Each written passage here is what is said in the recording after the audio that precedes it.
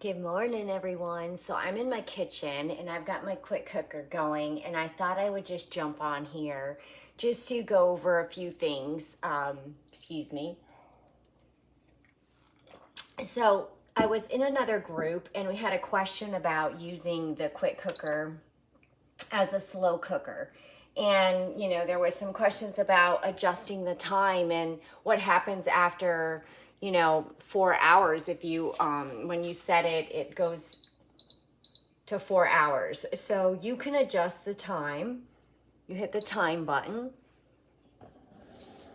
Get you a little closer so you can see what I'm doing. You can hit the time button and then it's on 4. So what I did is I bumped it up to 6 and then I just hit start. Okay, so it's gonna slow cook for 6 hours.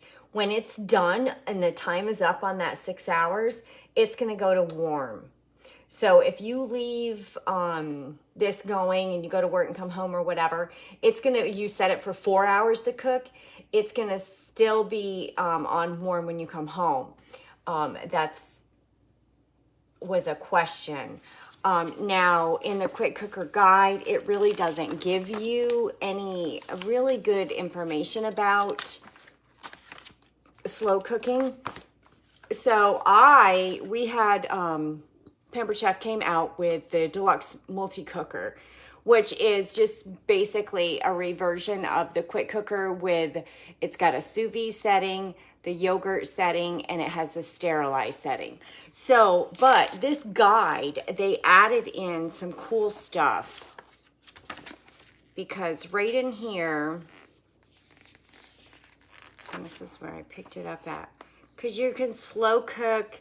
It's going to tell you to adjust. Where's that page? Because I was just looking right at it and I was like, okay, adjust the time. Now, the multi-cooker, you can also adjust, right here. Okay. So it also has where you can set the time depending on when you want your food to be ready. You can also use the low to keep your food warm, mashed potato stuffing, or you can use the high setting. So it has the low setting on 8 hours or high setting on 4 hours, or you could do high setting on, whatever you wanted to do. So you can adjust the time and you can adjust the heat with the multi-cooker, but not the quick cooker. The quick cooker, you can adjust the time. And that's what I did. I adjusted it from 4 hours to 6 hours, or I could have put it up to 8 or whatever I wanted to do. Now, what I have in here right now is I have some black beans that I did. I threw in a cup of black beans this morning with 2 cups of beef broth and some olive oil and some of my seasonings. And I decided I was gonna do, I took a little bit of ham out last night of the freezer. So I said, okay, we're gonna have some black bean with chopped up ham in here. So I just wanted to show you. So the beans cooked on beans at 25 minutes it cooks at, and then it probably takes 10 minutes to get up to pressure. And then I took them, and then I just added some more. What I have in here that's a chunk is tomato sauce. I had some frozen tomato sauce that I had in the freezer. So what I did is I got some crushed tomatoes, can of crushed tomatoes. I added in some salt and pepper seasoning, celery salt, because I didn't have any celery. I'm getting ready to add in some black pepper, some onion and some green pepper. I don't know why I was thinking. I did put in black pepper. But I have peppers that were from my son's garden. So they've been in the freezer. I throw them in the microwave for 30 seconds, just kind of thaw them a little. And I'm gonna throw them in. This is my onion friend. This is my manual food processor. This is what I cut my onions in so I don't cry.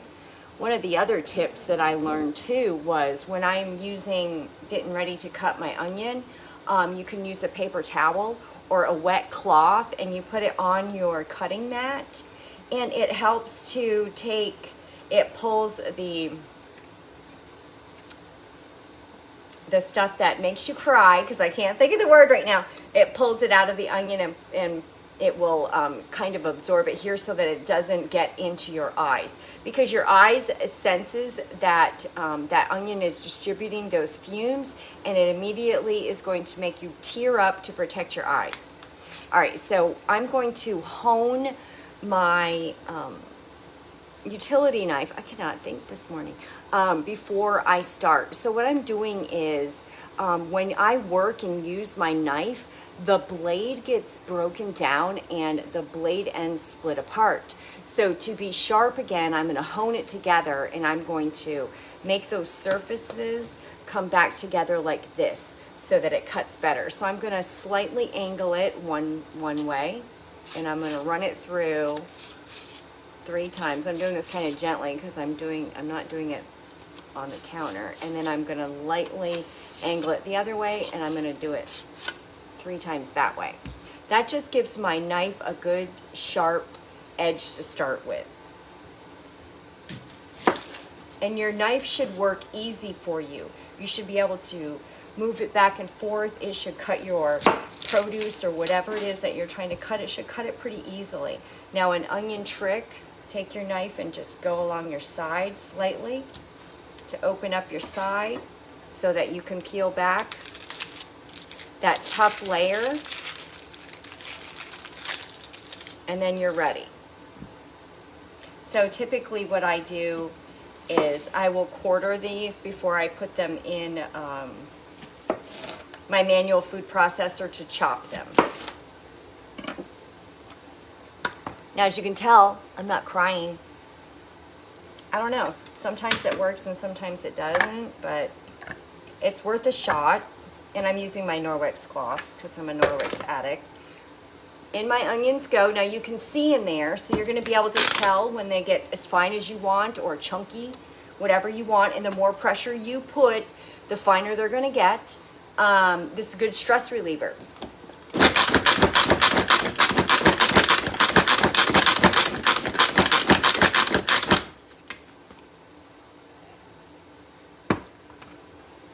You can see I still have a couple of big chunks in there.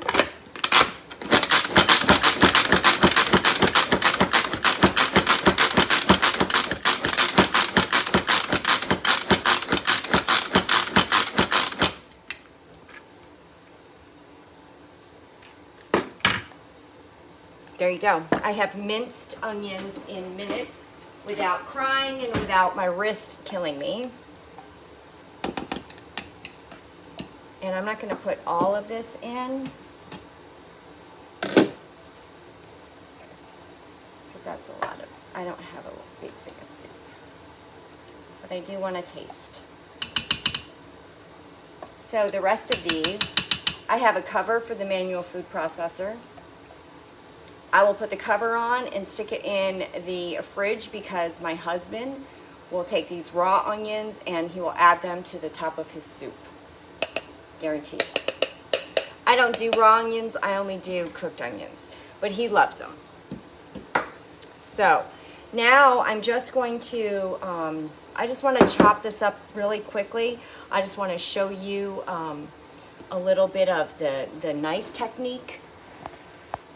All right, so this is my utility knife, and there's 2 dots, PC on this side and PC on that side. One is for your thumb and one is for your index finger. And you want the knife, you want to grip the rest of it that way. You're going to put your thumb and your index finger on those circles, and then you're going to do a motion to chop and cut. Or you can do back and forth depending on what you're using. Now these are a little bit rubbery because they were in the freezer. So I've kind of got to be careful with them because they're not the best to try to chop. But I didn't really want them too chopped up, just doing a little bit. So now I'm going to show you the flexible cutting mat. This is a small size. So easy, you know, if this was all stuff that I wanted to put in the trash, easy into my soup. There we go. And I'm going to give it a little whirl. And I'm going to put the cover back on. Still got my chunk of tomato sauce in there. It's getting down there. Next out is going to be my ham, and I'm going to chop that up and I'm going to throw that in there. And then this is just going to cook low and slow all day long. It's only 1 cup of black beans with 2 cups of beef broth, olive oil, about a tablespoon of olive oil, and then I set it on the bean setting for quick cooker, which is 25 minutes, and then it will take maybe 10 to 15 to pressurize. And once it's up to setting, it is 25 minutes and you're done. So then I opened it up and then I added in a can of crushed tomatoes. I added in some tomato sauce and salt and pepper, celery seed, onion powder, rosemary, just to, some spices just to give it some love. And now I'm going to let it slow cook all day, and that's going to be our dinner. I'm going to add in that ham, but you can do so many different things with a quick cooker. Slow cooker is just one of them. You've got your sear, you've got steam. I use the steam setting to do my pumpkin. I got a pumpkin from the pumpkin patch. We paid $5 for 2 pumpkins and I steamed them. I cut them apart, took the seeds out, and put a cup of water in the bottom and shoved as much pumpkin in there as I could, put the cover on and steamed it. It came out perfect. I took the skin off after it cooled, and in the freezer it went. I'm still using it, to be honest with you. Proof for your breading. You can do bread, chicken, poultry, beef, pork, fish and seafood, soup as stock, beans, stewed chili, desserts. You've got white rice, brown rice, and whole grains. You've got so many settings, and then you've got custom. You can do your time as what you want. So many different things. So I just wanted to jump on here and just do a little 101 and say hi. I hope everybody's having a great day. Thanks for watching.